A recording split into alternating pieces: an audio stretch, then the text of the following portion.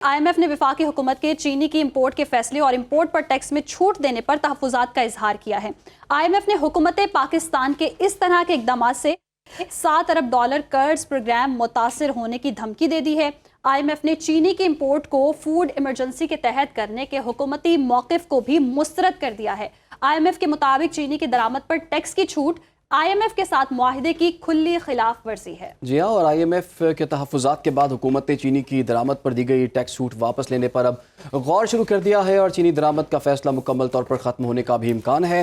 वफाकी काबीना ने वज़ारत ख़जाना की राय के बगैर दरामद की मंजूरी दी थी, ताहम अब निजी शोबे के लिए दी गई टैक्स छूट वापस लेने पर भी गौर किया जा रहा है। मुल्क से 7.5 लाख टन चीनी की एक्सपोर्ट और 5 लाख टन चीनी की इंपोर्ट के फैसलों से मुल्क में चीनी का बहरान पैदा हो चुका है और मुल्क की तारीख में पहली बार ओपन मार्केट में चीनी 200 रुपये फ़ी किलो में फ़रोख्त हो रही है।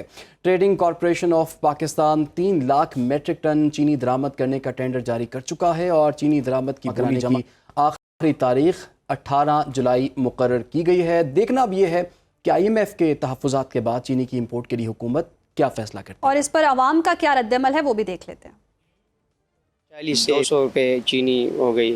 गरीब के लिए ये चीज़ें खरीदना बहुत मुश्किल है। तो ना बोरी के हिसाब से चीनी लेके जाता था, तो अभी जो है ना बोरी 9,500 पर पहुंच। ये तो आवाम के बस की बात नहीं। चीनी के रेट में रोजाना पता करता हूँ, लेकिन ये दिन ब दिन बढ़ती जा रही है। अल्लाह हमारे हाल पर रहम करे। चीनी, आटा समेत मुख्तलिफ अशिया की कीमतों में इजाफा हो रहा है। सफ़ेद पोश तबका सबसे ज़्यादा मुतासिर है। आजकल जो चीनी की महंगाई है वो बहुत ज़्यादा, उनकी कीमतें बढ़ गई, बल्कि आसमान पे चली गई। हुकूमत को चाहिए कि इस पे थोड़ा सा नज़रसानी करे, गरीब तबके के लिए थोड़ा सा आसानियाँ पैदा करे। हम गरीब तबके के लिए बहुत ज़्यादा मसला बनता है, क्योंकि हम ऑलरेडी 700-800 रुपये रोज़ कमाने वाले लोग हैं। बिल्कुल, चीनी का बहरान जो है वो सर उठा रहा है और 200 रुपये फ़ी किलो तक तो प्राइसेस पहुंच चुकी हैं। इसका ज़िम्मेदार कौन है, बात करेंगे बाहर मईशत डॉक्टर नदीमुल हक साहब से। डॉक्टर साहब, आपके वक्त का बहुत शुक्रिया। डॉक्टर साहब, हर चंद साल के बाद चीनी का एक क्राइसिस हमें देखने को मिलता है और अब जब हम देख रहे हैं कि हुकूमत फ़ैसले पहले कर लेती है, सोचती उसके बाद में है, ये जो क्राइसिस इस वक्त चीनी का चल रहा है, आपके ख्याल में इसकी ज़िम्मेदारी किस पर आयद होती है?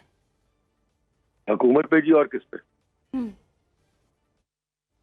डॉक्टर साहब, बड़ा शॉर्ट और क्रिस्प आपने जवाब दिया है। हुकूमत तो ये फैसला, डॉक्टर साहब जवाब बिल्कुल वाज़ेह है, तो फिर सोचने की क्या जरूरत है? डॉक्टर साहब ये बताइए, हुकूमत तो कहती है ये माफिया है, ये चीनी माफिया है जो कि ऑपरेट कर रहा है। अगर 84 किस्म की शुगर मिल्स मौजूद हैं, वो ज़्यादातर सियासतदानों की हैं। हुकूमत पहले एक्सपोर्ट करने की इजाज़त दे देती है, उसके बाद अब इंपोर्ट करने का फैसला भी हुकूमत का है, टैक्स छूट भी हुकूमत ने ही दी हुई है, लेकिन अवाम को कुछ नहीं मिल पा रहा। तो हुकूमत किस तरह से अपनी जान इससे छुड़ा सकती है? और ऊपर से IMF का भी एतराज़ आ गया। देखिए जी, 2-3 बातें। पहले तो हम लोग चीनी बहुत ज्यादा खाते हैं। हम लोग the highest diabetic country in the world है।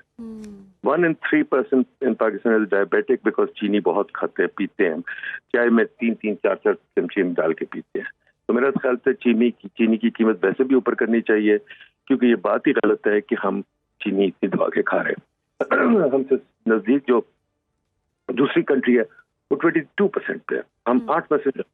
तो चीनी, पहले तो ये समझाने की जरूरत है लोगों को, चीनी कोई ये वो क्या कहते हैं, कोई ऐसी गुड नहीं है जिसके साथ आप गुजारा नहीं करते। पूरी दुनिया में चीज निकल रही है, कोई चीनी नहीं खानी चाहिए। नंबर 1 तो ये बात होगी। नंबर 2 ये बात होगी, ये कोई नई बात नहीं है कि हुकूमत कभी बरामदात, कभी दरामदात, तो कभी ये, तो कभी वो, कभी सब्सिडी, कभी कुछ।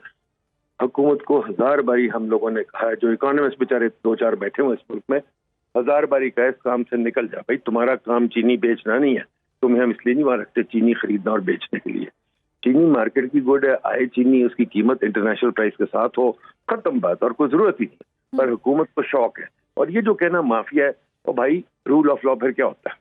फिर हम इनको बिठाते किस लिए वहां?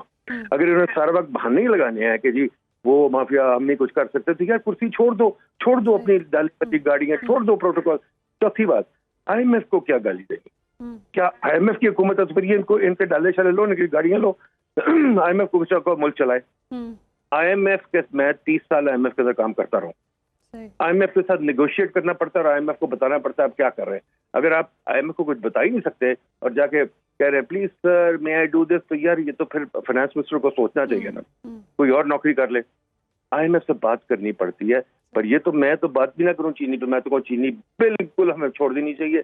और चीनी बेशक सर बेशक छोड़ देनी चाहिए, लेकिन अब हुकूमत के पास क्या ऑप्शन है? IMF को खुश करना चाहेगी या फिर कोई पॉलिसी बनाएगी या चीनी की कीमत में कमी करेगी? बड़ी चीजें हुकूमत के पास बहुत कुछ करने को। गाड़ियां खरीदनी बंद कर दे सरकारी। क्या चीज आपको चाहिए कि हर सरकारी अफसर के पास माशाल्लाह 10 गाड़ी हो? ठीक है, आपको चाहिए कि हर सरकारी अफसर बाहर फिरता हो। मैं देखता हूँ मिनिस्टर कैसे बाहर चक्कर लगाते हैं, सैरें कर रहे हैं पूरी दुनिया में, सेक्रेटरी सैरें कर रहे हैं। यार कोई एक्सपेंडिचर कंट्रोल है? फिर मैं देखता हूँ कि आप रोज एक नई एजेंसी बना देते हैं, रोज एक नई एजेंसी बना देते हैं। हुकूमत की तनख्वाहें कितनी बढ़ रही हैं आप देखिए, 10-20 गुना तनख्वाह बढ़ गई है। अब हर अफसर 22 लाख पे हायर हो रहा है।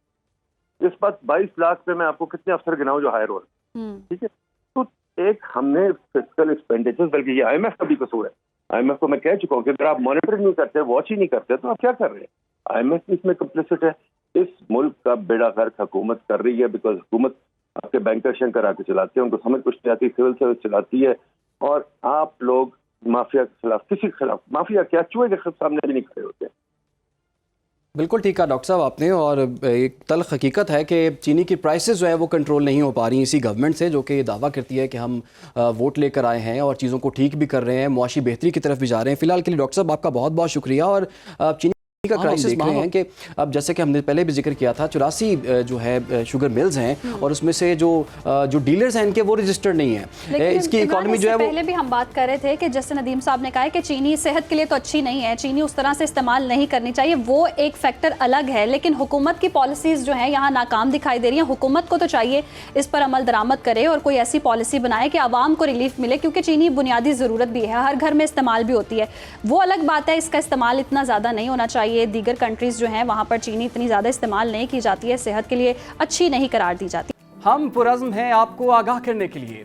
अगर आप दुनिया भर से हासिल होने वाली इत्तलात, मालूमात और ख़बरें जानना चाहते हैं तो अभी सुनो न्यूज़ का YouTube चैनल सब्सक्राइब करें और बेल आइकन पर क्लिक करें।